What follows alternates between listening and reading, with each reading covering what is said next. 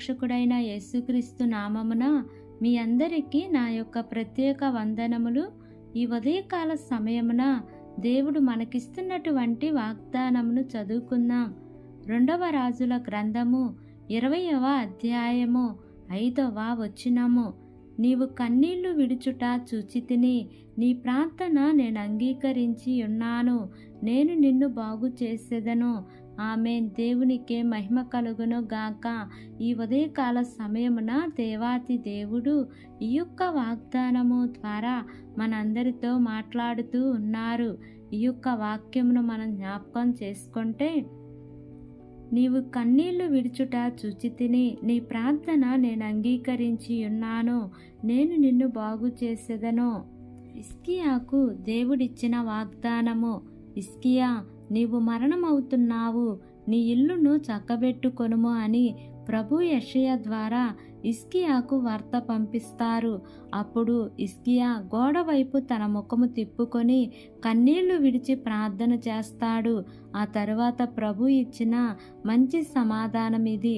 ఇల్లు చక్కబెట్టుకో అని చెప్తే గోడ వైపు తిరిగి కన్నీళ్లు విడచటం అంటే ఏమిటి అనే ఆలోచన మనకి వస్తుంది. ఇల్లు చక్కబెట్టుకో అంటే మామూలు ఇల్లు కాదు. చక్కబెట్టుకోవటానికి జీవితం అనే ఒక ఇల్లు, మనమే ఒక ఇల్లు. మరి ఈ ఇల్లు సరిగా లేనప్పుడు దానిని ఎలా బాగు చేసుకోగలము అంటే కన్నీటి ప్రార్థన ద్వారానే. దేవుని సన్నిధిలోకి మనం పశ్చాత్తాపముతో వచ్చినప్పుడు మనల్ని మనము తగ్గించుకొని ఆయన పాదాలు పట్టుకున్నప్పుడు మనము మన ఇంటిని బాగు చేసుకున్న వారిముగా అవుతాము. ఎప్పుడైతే హిజ్కియా తన ఇల్లు బాగు చేసుకున్నాడో అప్పుడు దేవుడు తన వాగ్దానమును హిజ్కియాకు ఇస్తున్నాడు. నిజంగా దేవుడు 15 సంవత్సరాలు ఆయుష్ కాలాన్ని, మంచి ఆరోగ్యాన్ని, ఐశ్వర్యాన్ని ఇచ్చాడు. హిజ్కియాకు తోడుగా నీడగా ఉన్నాడు. శత్రువులపైన విజయాన్ని ఇచ్చాడు. అన్ని విషయాలలో హిజ్కియాని అభివృద్ధి చేస్తూ వచ్చాడు. కారణం ఏమిటి అంటే హిజ్కియాలో కన్నీటి ప్రార్థన ఉంది. మరి నా జీవితంలో కూడా కన్నీటి ప్రార్థన జీవితం ఎంతో విలువైనది.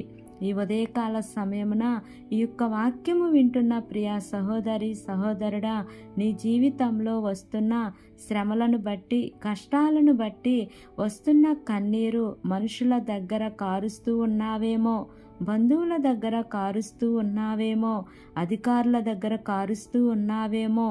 అయితే నీవు ప్రభు దగ్గరకు వచ్చి ప్రభు దగ్గర నీ హృదయాన్ని కుమ్మరించినప్పుడు ఆయన మన కన్నీరు చూసే దేవుడై ఉన్నాడు, మన బాధను చూసే దేవుడై ఉన్నాడు, మన శ్రమను చూసే దేవుడై ఉన్నాడు. కాబట్టి ఆ ప్రభు దగ్గర కన్నీరు విడిచి ప్రార్థిస్తే దేవుడు మనందరి జీవితాలలో గొప్ప కార్యములు జరిగిస్తారు. కాబట్టి ఈ వాగ్దానమును నమ్మి ఈ వాగ్దానం ప్రకారంగా జీవిద్దాం.